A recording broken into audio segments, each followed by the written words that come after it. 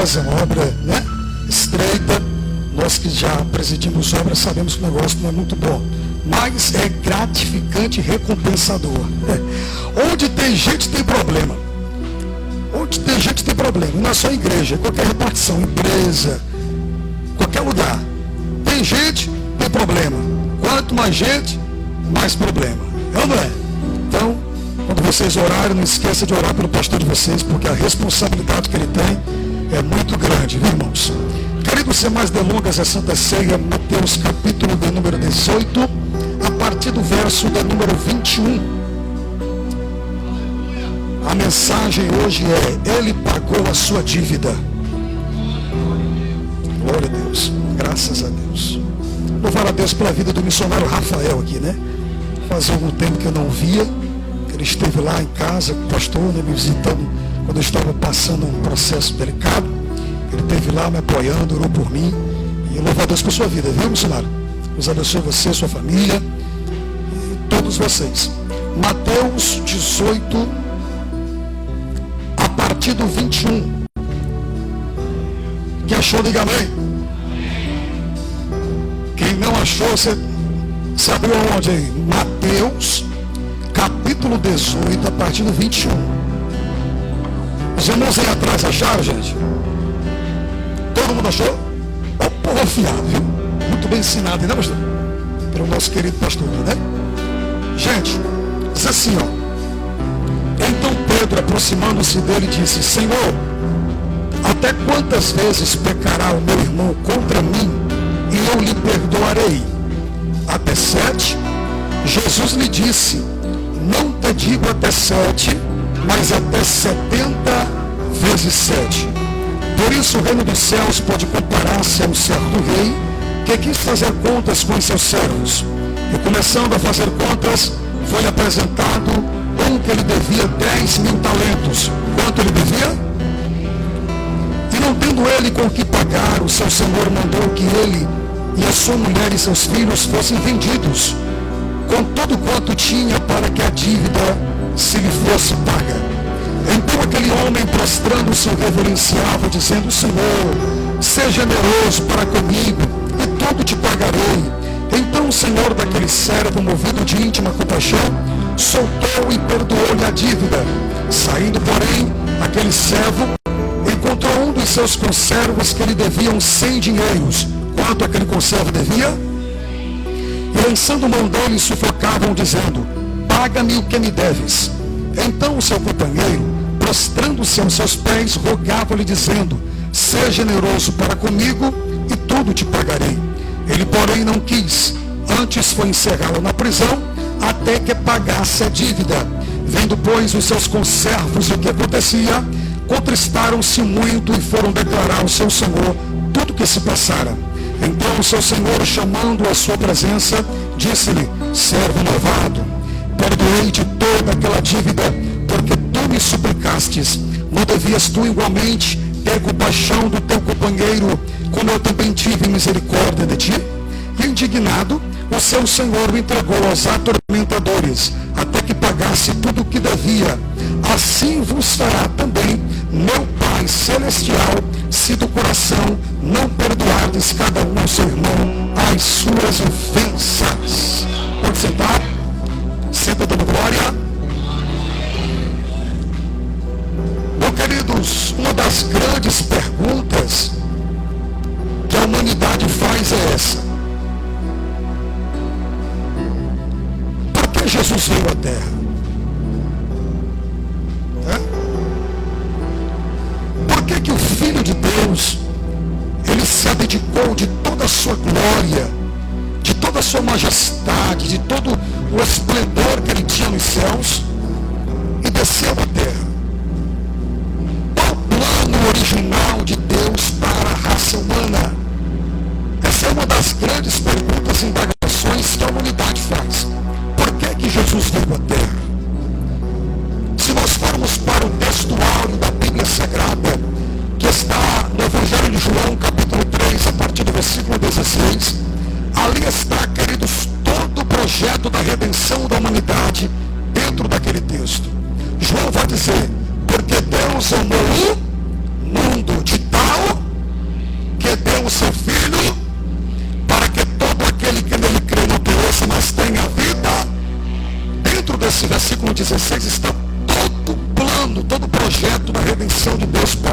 raça humana. Quem foi que amou a humanidade? Deus. Deus, ele amou tanto a humanidade. Olha para cá para você aprender que João não encontrou palavras no seu resumido vocabulário humano para expressar a grandeza, a dimensão, a altura, a profundidade, a extensão do amor de Deus. João só disse de tal maneira. Então o amor de Deus é inexpressável. O amor de Deus é incondicional. Ele não impõe condições para te amar. Não há nada que eu e você faça que faça Deus te amar menos. O fato é que Ele nos ama. E o amor de Deus, ele é democrático. O amor de Deus, ele não é discriminatório. Deus ama o pequeno, Deus ama o grande, Deus ama o magro, o gordo, o negro, o branco, o rico, o pobre. Deus ama todas as pessoas. O amor de Deus, ele ultrapassa as barreiras do preconceito, da discriminação, da rejeição. O amor de Deus, ele ultrapassa as barreiras transculturais. O amor de Deus, ele alcança a todas as pessoas. O amor de Deus pode alcançar um bêbado que está caído na coxinha, na calçada, e os cachorros lambendo a boca dele. O amor de Deus alcança aquele drogado que está traficando drogas. O amor de Deus, ele alcança o mais perdido, miserável pecador. O amor de Deus é muito grande. Recordo-me das palavras do apóstolo Paulo em Romanos, quando ele disse: ninguém tem maior amor do que este, porque Deus prova o seu amor para conosco, sendo nós ainda pecadores, Ele deu a sua vida por nós. Segundo lugar, qual é a prova do amor de Deus? Todo amor tem que ser provado, sim ou não? Você que tem a sua esposa, que está do seu lado aí, o que foi que você fez para conquistar a sua esposa? Porque tem uns varões românticos. Antigamente você trazia um bombonzinho, uma cartinha, né? E a bichinha se estremecia toda, ficava emocionada e dizia: mamãe, ele me ama, e não dormia. Passava a noite acordada ou com diarreia. O que foi que você fez para conquistar a sua esposa? Esposa, o que você fez para impressionar esse rapaz bonito que hoje é o seu marido? Então todo amor tem que ser provado, sim ou não? E não somente com palavras. O amor não é um sentimento abstrato. O amor precisa ser um sentimento concreto, tangível e palpável. Quem ama não faz só dizer: eu te amo. Então prova aqui, você me ama. Não é assim? Quem ama é capaz de fazer loucuras pela pessoa que ama, sim ou não, senhores? E qual foi a prova máxima do amor de Deus pela raça humana? Que deu seu filho unigênito. Ele pega aquilo, missionário Rafael, de mais precioso, de mais glorioso que ele tinha no céu, e entrega pela minha vida e pela sua vida. E qual o resultado desse amor? Para que todo aquele que nele crê não pereça, ou seja, não vá para o inferno, porque não é o desejo de Deus que ninguém vá para o inferno. O apóstolo Paulo já dizia que ele quer que todos venham ao pleno conhecimento da verdade. Ele quer que todos se salve. O homem vai para o inferno por decisão própria, por escolha própria, mas a vontade soberana de Deus é que o homem vá para o céu. É por isso que ele enviou o seu filho unigênito, para que através da sua morte vicária na cruz do Calvário, uma herança imortal está preparada para todos nós nas mansões celestiais. Quem acredita nessa promessa nessa noite aí? Quem acredita? Aleluia! Aleluia! O resultado é esse: para que todo aquele que nele crê não seja condenado, mas tenha a vida. Por que Jesus veio à terra? O Raul Seixas, aquele abençoado, para não chamar de endemoniado, porque ele era endemoniado, tinha uma música, uma letra que dizia: eu não sou besta para dar uma de herói, chamando o nosso Jesus de besta, dizendo que Jesus quis dar uma de herói e se deu mal. Jesus não veio à terra para fundar mais uma religião, uma ideologia, um pensamento filosófico, porque na época de Jesus já havia mais de 3.000 religiões, para todo tipo de gosto, que não podia, que podia, que comia, que não comia, que guardava, que não guardava. Jesus veio a essa terra para resgatar a humanidade que foi perdida por causa dos seus pecados. Jesus veio reconciliar a criatura com o Criador. Essa foi a missão de Jesus. O apóstolo Paulo parece que ele coloca uma luneta espiritual e ele vê um dos maiores mistérios da Bíblia, o mistério da encarnação do Verbo. E lá na sua carta aos irmãos de Filipos, no capítulo 2, versículo 5, de forma poética, ele vai dizer: e ele mesmo sendo Deus, não teve por usurpação ser igual a Deus, mas esvaziou-se, aniquilou-se. Queridos, essa palavra esvaziou-se é uma palavra grega, kenosis, transliterando para a língua portuguesada. Ele possuía, mas ele abriu mão de usar. Ele se abdicou de todo o seu poder, de toda a sua divindade, de todos os seus atributos, para descer. E tomando a forma de servo, a forma humana, ele foi fiel até a morte, e morte de cruz. Aí a partir do versículo 10 vem o resultado da humildade de Cristo, pelo que Deus o exaltou soberanamente e lhe deu um nome que está acima de todos os nomes, para que ao nome de Jesus se dobre todos os joelhos dos que estão nos céus e na terra e debaixo da terra, e toda língua confesse que Jesus Cristo é o Senhor, para a glória de Deus Pai. O maior mistério de todos é esse. 1968, se não me falte a memória, os homens estão voltando da suposta viagem à Lua, que particularmente eu não acredito, porque se naquela época a tecnologia não era tão avançada como hoje eles foram, por que não voltaram mais? E os Estados Unidos, vocês sabem que tem um poder cinematográfico muito grande de criar um cenário, sim ou não? Quando eles voltaram da suposta viagem à Lua, todas as televisões de vários países do mundo da época estão lá para esperar os tripulantes da Apollo 11. Vamos entrevistar os homens que pisaram na Lua. E o negócio foi sério. E no meu lado da entrevista estava um grande homem de Deus, o evangelista do século 20 em memória, Billy Graham. Billy Graham recebe a palavra e diz: senhores americanos, eu preciso lhes informar, porque eles estavam dizendo que o maior feito da história da humanidade aconteceu, o homem pisou em solo lunar. Aí Billy Graham vai dizer: eu preciso dizer para vocês que o maior feito da história da humanidade não foi o fato do homem ter pisado em solo lunar, mas foi o Filho de Deus deixar sua glória, nascer no ventre da Virgem Maria e pisar nessa terra. Esse foi o maior feito da história da humanidade. Glória a Deus. Deixa eu entrar na mensagem. Queridos, a mensagem que eu li é uma parábola. A parábola do credor incompassivo, ou do servo malvado. E essa parábola faz parte de um compêndio das parábolas do reino.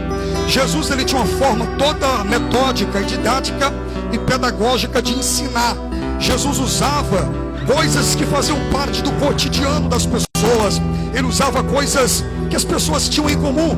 Um exemplo bem simples aqui para você entender essa mensagem.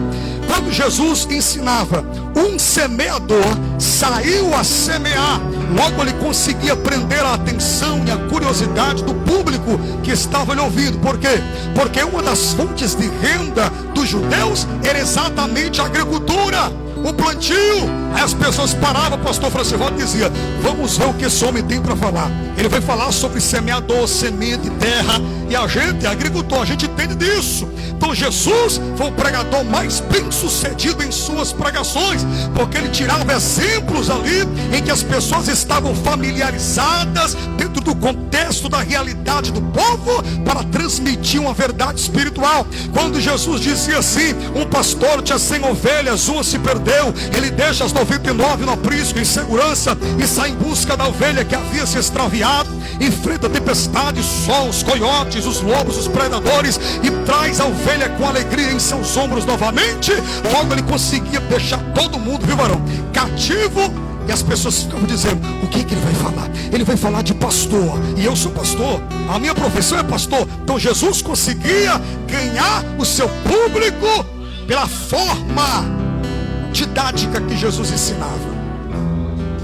Feliz por ver você aqui, viu? Glória a Deus. Então Jesus vai falar sobre a natureza do reino. Nesse período aqui, eu falei um pouco sobre isso na última vez que estivemos aqui.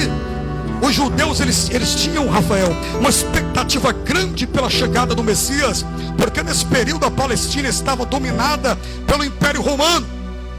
E como o Império dominava, logo os judeus se tornaram tributários. Eles tinham que pagar altas taxas de impostos para o Império. E eles tinham no coração: o Messias virá. E quando o Messias vier, vai nos libertar dessa opressão dos romanos, vai colocar todos os romanos para correr e vai trazer liberdade para o nosso povo. Essa era a ideia de reino que o povo judeu tinha na mente. Um reino messiânico, político, militar. Mas Jesus foi bem claro e taxativo: o meu reino não é dessa terra. Eu não quero libertar vocês do regime opressor dos romanos, mas libertar vocês do regime opressor do pecado que mata o homem. É para isso que eu vim. Quem lembra daquele episódio bastante conhecido do Domingo de Ramos, quando Jesus pega um jumentinho 0 quilômetro para cumprir a profecia de 600 anos antes, de Zacarias 9:9. Ele pega o jumentinho 0 quilômetro, desce o Monte das Oliveiras, entra na cidade velha de Jerusalém e vai direto para o templo. E logo a grande compacta massa, a multidão está esperando Jesus, e jogavam ramos e palmas no caminho e gritavam: Hosana, bendito o rei que vem em nome do Senhor. E essa palavra Hosana, a palavra grega, transliterando para a língua portuguesada, significa: salva-nos aqui e salva-nos agora. O povo queria liberdade. É tanto que nesse tempo muitos grupos clandestinos políticos se levantavam, como os zelotes. Quem eram os zelotes? Judeus revolucionários. Os zelotes eram assim: eles criavam motins em cada província para enfraquecer o império. E eles queriam, através de uma guerra, de uma revolução, de derramamento de sangue, expulsar os romanos, e muitos deles eram mortos. Muito sangue nessa época era derramado. Barrabás, ele era um zelote. Um dos discípulos de Jesus, chamado Simão Zelote, ele era desse partido político. Aleluia. Mas Jesus veio para libertar o homem do pecado. A pior prisão e escravidão que existe não é a prisão física, é a prisão do pecado. E Jesus ensinava a natureza, a conduta e o caráter do seu reino através de parábolas, ensinamentos simples.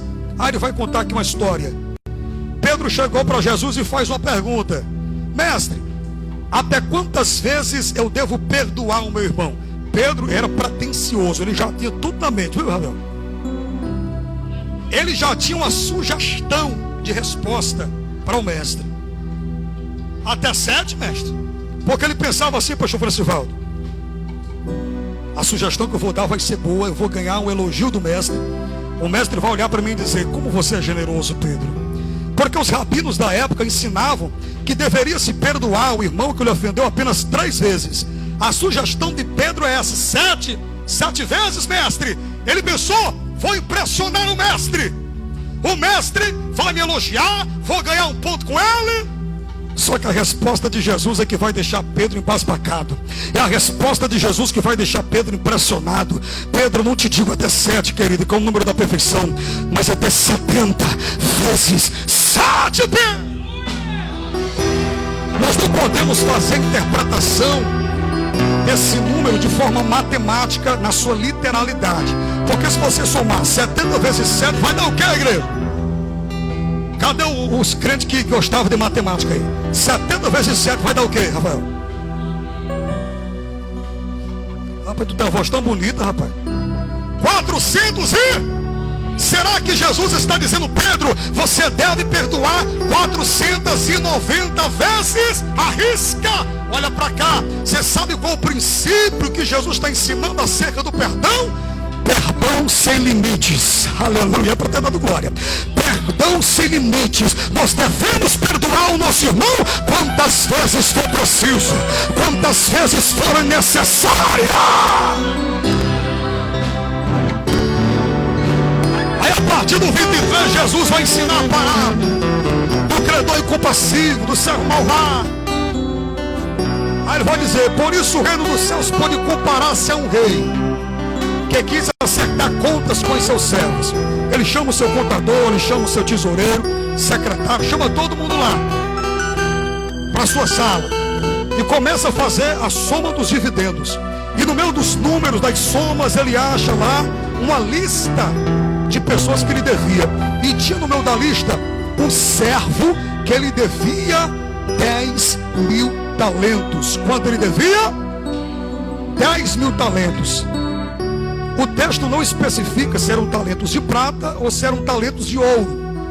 O talento, para quem não sabe, era o peso de medida mais valioso que havia. O talento era o metal precioso mais valioso que havia na época. Vamos sugerir que fosse 10.000 talentos de ouro. Se eu fiz a conta na minha casa, em dólares, 55 milhões de dólares.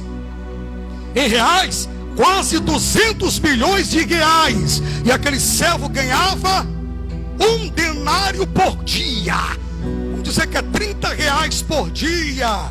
Querido, você sabe quanto tempo aquele camarada deveria trabalhar para quitar toda essa dívida astronômica, essa dívida terrível, imensa? Sabe quanto tempo? 166 anos de trabalho. Ou seja, ele morreria e nunca teria capacidade de quitar aquela dívida. E ele fica desesperado porque o seu senhor, o rei, chama ele à sua presença e diz: rapaz, você está me devendo essa quantia aqui. Quando ele, deixa eu ver aí, rei. Quase que ele deu um infarto. E o rei disse: não dá para você pagar. Pegou ele, a mulher e os filhos, vai trabalhar como escravo para que a dívida seja paga. Agora imagine o coração daquele pai.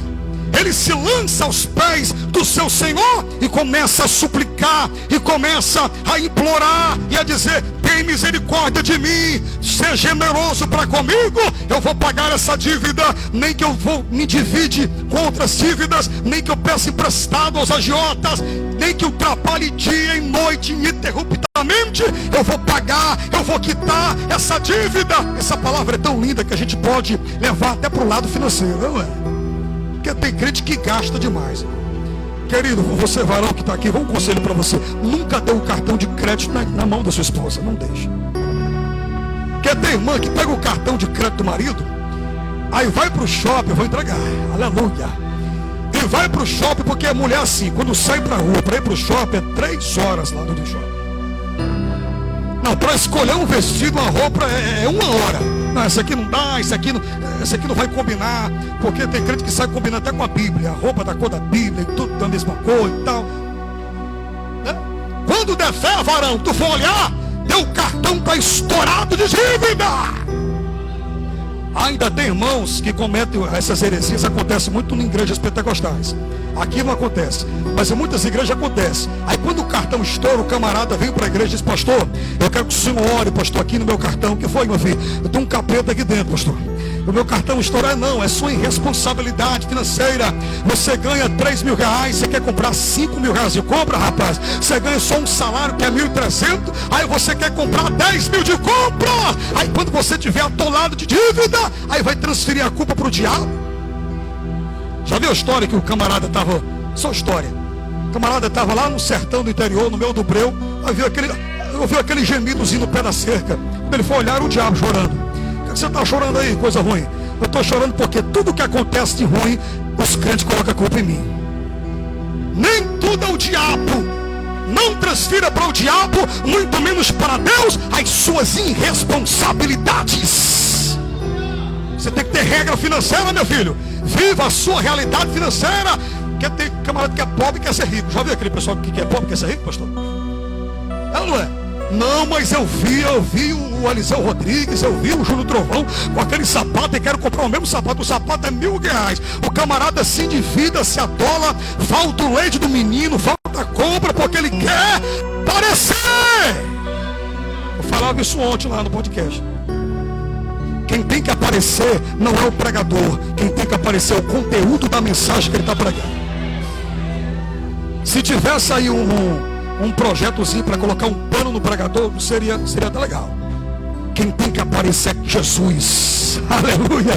Quem tem que aparecer é a palavra. Aí tem pregador que quer conquistar a igreja do Cristo. Cristo não conquista igreja. Gíria, efeito, jargão, frase de efeito. O que faz a igreja reagir e sentir é o conteúdo da palavra que você está pregando. Você pode esmurrar o púlpito, você pode papar o microfone, papar a gravata, gritar, pular. É a palavra que produz avivamento da igreja.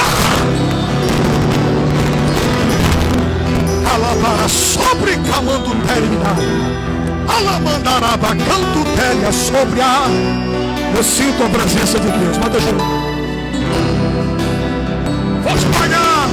Mas de tanto ele suplicar, o seu Senhor olha para ele e se moveu de íntima compaixão e disse: está perdoado, meu filho. Eu sei que você não tem capacidade. Você vai ter que trabalhar 166 anos e você nunca vai ter como pagar essa dívida. Você está perdoado. Voltou para casa alegre, né? Matou o porco lá, fez uma festa grande, porque crente gosta de festa. E pensa no povozinho para comer crente, irmão. Reclamaram que crente come demais, mas nós não bebemos, então comeu o que nós faz. Eita glória! Chegou em casa alegre, fez a festa. No outro dia ele foi olhar a listinha lá. Deixa eu ver aqui as minhas contas, se está tudo em dia. O meu chefe já me perdoa aqui, coisa boa, louvado seja Deus, deu testemunho. Só que ele viu um conservo dele que lhe devia 100 denários. Quanto ele devia? 3 mil reais. Olha para cá. Aí sabe o que foi que ele fez? Cabra ruim, eu estava lembrado da dívida, né? Está lembrado da dívida, cabra? Você está me devendo. Se você não me pagar, você vai para a prisão. Só sai de lá enquanto me pagar.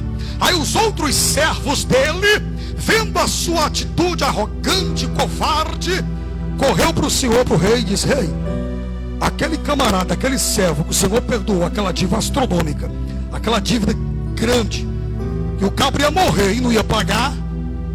Não é que ele pegou um servo dele lá, rapaz, que ele devia só 3.500. O que é 3.500 reais na frente de 55 milhões de dólares? Hã? Nada.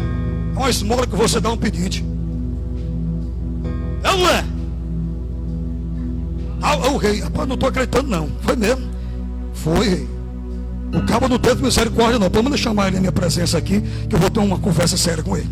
Quando ele chega lá, disse: meu filho, eu não perdoei aquela dívida que tu nunca ia conseguir pagar? Sim, Senhor. E por que você não teve misericórdia e compaixão do teu servo que te devia uma dívida muito inferior a que eu te perdoei? Vai para a cadeia, cabra ruim. Chama lá os soldados, vão, prende esse homem aí, só sai enquanto pagar a dívida. Assim fará o vosso Pai Celestial, se do coração sincero vocês não perdoarem aquele irmão que te ofendeu. Agora eu vou aplicar. Agora eu vou aplicar a palavra. Evangelista Eduardo, o que tem a ver essa pregação com a cruz, com o sacrifício de Jesus? Tem tudo a ver. Tudo a ver. Tudo a ver. Deus é o rei. Deus é o rei. O servo devedor, quem é? Não vire a cara nem olhe para trás, é você. Somos nós. Nós éramos os servos devedores. E aonde foi que a humanidade contraiu essa dívida? No Éden. Quando Deus fez Adão e Eva, Deus os fez perfeitos, a sua imagem e semelhança, sim ou não? E todo aquele que cria estabelece as normas e as regras. O camarada que fabricou essa caixa de som aqui, ó, Rafael, ele fez o quê? O manual de instrução. E mandou para o cara da loja, comprou e o manual veio. No manual de instrução tem tudo: como usar, como utilizar, como ligar o som, como deixar tudo organizado, sim ou não?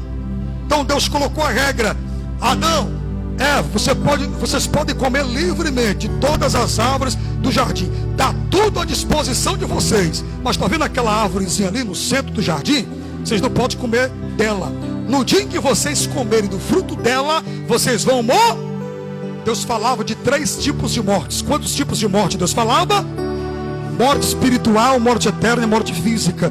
Morte espiritual, morte eterna, morte física. Vamos lá, morte espiritual. O que está acontecendo com essa igreja? Vamos lá na sequência. E morte física. 3 tipos de morte. Só que Deus fez o homem, Rafael, com livre-arbítrio.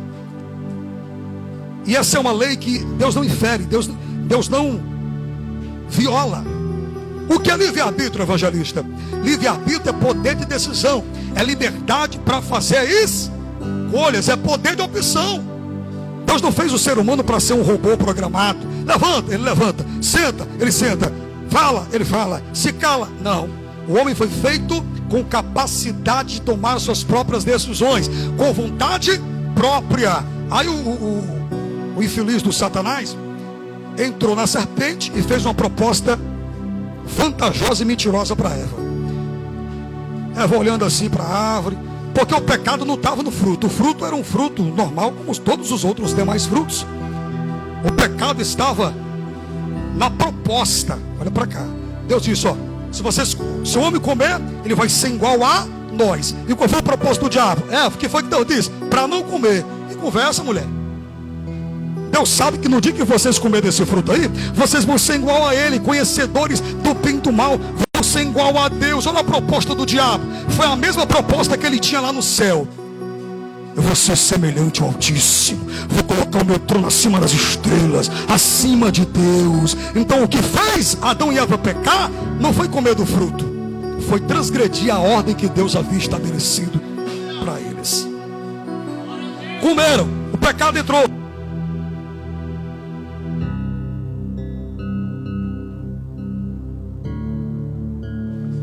Graças a Deus. Microfone sem fio é bom, mas deixa a gente no prego. Mas graças a Deus tem vários aqui, né, irmão? O homem pecou, lá vem Deus na viração do dia, ó. Onde estás, Adão? Por que Deus pergunta? Como é que você é onisciente, que se conhece, sabe de tudo, vai perguntar onde é que Adão estava? Adão estava de trás dos matagais, de trás das árvores. Já tinha feito uma vertezinha de figueira para tampar as vergonhas. Senhor, vi tua voz, fiquei com vergonha. Estava nu. Quem foi que te mostrou? O pecado tirou a glória de Deus que cobria o homem. Aí Deus, como ele é justo na justiça, tribunal do Éden, Deus sentencia o homem, Deus sentencia a mulher, a serpente é sentenciada, e a primeira promessa messiânica é feita: da semente da mulher nascerá um, que ele esmagará a tua cabeça, e tu lhe ferirás o calcanhar. Calcanhar ferido, coloca metiolate que tem cura, mas cabeça esmagada não tem. Eita glória! Aí desde esse dia que o diabo não teve mais paz. Toda mulher que engravidava era uma dor de cabeça que ele sentia. Ixi, rapaz, será que é agora? Mas será que é agora? Aí só para deixar ele mais doido, atormentado, Deus levanta um profeta chamado Isaías. Te levanta, Isaías. Pega a trombeta e profetiza. Sim, Senhor, Isaías 6. Eis que a virgem conceberá e dará à luz um filho, e o nome dele será Emanuel, que traduzido é Deus conosco. Aí só para deixar o capeta mais doido ainda, sem dormir, lá nas profundezas do inferno, aí Isaías ainda vai falar sobre a união hipostática de Jesus, as suas duas naturezas, homem e Deus. Isaías 9:6, de forma poética, ele vai dizer: porque o menino nos nasceu, e o filho se nos deu, e o principado está sobre seus ombros, e o seu nome será Maravilhoso, Conselheiro, Deus Forte, Pai da Eternidade e Príncipe da Paz. Pronto, vai ser homem e vai ser Deus ao mesmo tempo. É forte ou não é? Aí Deus levanta outro profeta chamado Miqueias. Aí lá no capítulo 5, versículo 2, Miqueias vai profetizar a cidade onde haveria de nascer o Cristo.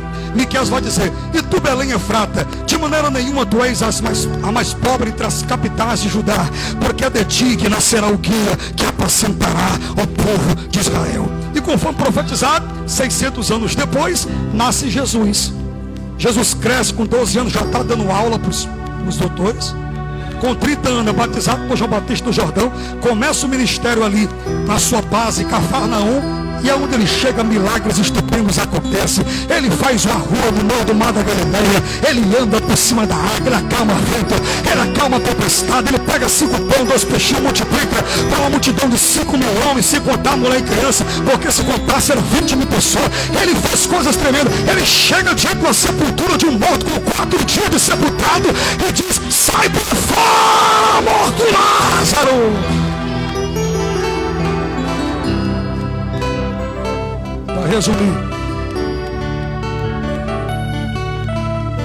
na semana que ele ser entregue, na quinta-feira, ele está dentro de um horto, de um jardim chamado Getsemane, que significa prensa de azeite. Olha para onde a oliveira verdadeira foi levada, para ser prensado.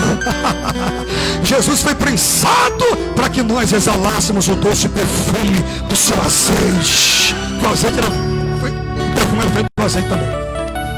Aí ele está lá, ele chama Pedro, Tiago e João para orar com eles, mas eles estavam tão cansados que não conseguiram orar 3 vezes. Aí Jesus: basta, Filho do homem vai ser entregue na mão dos pecadores. Jesus é entregue. Aí Jesus vira, Rafael, uma bolinha de ping-pong. Vai para Anás, vai para Caifás, vai para Pilatos, manda para Herodes, Herodes não vejo culpa nele, manda para Pilatos de novo. Pilatos: eu não vejo culpa nesse homem. A esposa de Pilatos, Cláudia Prócora, sonhou e disse: rapaz, eu sonhei com uma voz me dizia: esse homem é justo, esse homem é inocente. Para resumir, Pilatos, para não perder a popularidade, manda açoitar Jesus. Depois de açoitar Jesus, perguntaram aí: eu vou soltar o homem, vou liberar um? Não, mata e crucifica esse homem aí. A mesma multidão que te aplaude, os mesmos que dão tapinha nas tuas costas, você é o cara, meu irmão, são os mesmos que na hora da prova, que na hora da tua crise, quando você está no deserto, vão dizer: morre, miserável. Eu, como pessoa, se quando eu estava na prova, eu esperei uma ligação daqueles que diziam ser meus amigos e ninguém me ligou. E Deus diz: não se preocupe, quem você menos espera e pensa que vem te visitar, vem. Mas ninguém daqueles que se diziam ser meus amigos vieram me visitar. Porque tem crente que só quer se alegrar quando o outro irmão está nadando em cima da carne seca. Tem gente assim ou não tem? Quando o irmãozinho fez o empréstimo, aí cada crentezinho começa a bater na porta: ô irmão, tu é uma benção, viu? Rapaz, tu é benção, ó. Rapaz, empresta um dinheirinho aí, divide aí o pão com o teu irmão, usa até textos isolados, né? A fim de receber lucro, meu querido. Você precisa chorar com os que choram, se alegrar com os que se alegram, independente da circunstância que o seu irmão está. O verdadeiro amigo não é aquele que te lança flores, é aquele que te ajuda a passar os espinhos. O verdadeiro amigo é aquele que você diz: pô, o fulano de tal não me ligou mais, mas na hora que você precisa, está lá ele. E aí, como é que está, pastor Francivaldo? Vou te ajudar, meu filho, manda o Pix. É ou não é? E Jesus é crucificado com pregos de 17 centímetros, ultrapassa a madeira, fecha um prego. Jesus está lá morrendo. Para resumir, gente, Jesus foi crucificado 12 horas do dia, o sol quente de rachar o quengo. E Jesus, ele expira nas 3 horas da tarde, 3 horas agoniando ali no Gólgota, no Caveira. Aí Jesus vai dar um brado assim: ó, tenho sede. Foi no dia que a água teve sede. Aí pegaram uma esponja com vinagre e colocaram na boca de Jesus, porque o vinagre amenizava por segundos a dor, e ele não quis beber, até que ele dá o brado da nossa independência: está consumado. Você sabe, olha para cá, olha para o pretinho aqui. Você sabe o que significa estar consumado, irmão? A dívida está paga. Você não entendeu nada. A dívida está quitada. O pecado da humanidade está remido, está perdoado. A dívida que tínhamos com Deus foi riscada. Deus sabia que nenhum de nós tínhamos a capacidade para pagar essa dívida. Por isso o amor de Deus foi tão grande que ele diz: desce lá, meu filho, desce lá, desce em carne, morre pela humanidade, e através da morte de Cristo nós temos direito à vida eterna e livre acesso ao céu. Na antiga lei, o sacerdote entrava uma vez Depois que o nosso sumo sacerdote subiu, foi no Santo dos Santos e deu o brado, todos nós agora temos acesso à sua presença. Tem culto quase todo dia. Prometo que agora tem. Queridos, Jesus venceu a morte. No terceiro dia ele ressuscitou. Quem crê que ele ressuscitou aqui? E por que você está com essa cara de quem está com depressão? Jesus ressuscitou ou não ressuscitou, irmãos? Por que você está com essa cara de soldado federal do Iraque? Por que você está triste? Não, o irmão olhou para mim com a cara feia. Querido, talvez o irmãozinho estava com problema, com fome, não sei. Seja maduro, meu filho, seja maduro. Você quer desistir dos caminhos do Senhor? Você quer deixar de vir para a igreja porque o teu irmão olhou para você com cara feia, rapaz? Hã? Olha para mim. Jesus venceu a morte. E um dia todos nós iremos vencer a morte. Os nossos irmãozinhos que morreram um dia vão ressuscitar. As sepulturas vão se abrir. Multidões vão encher os cemitérios.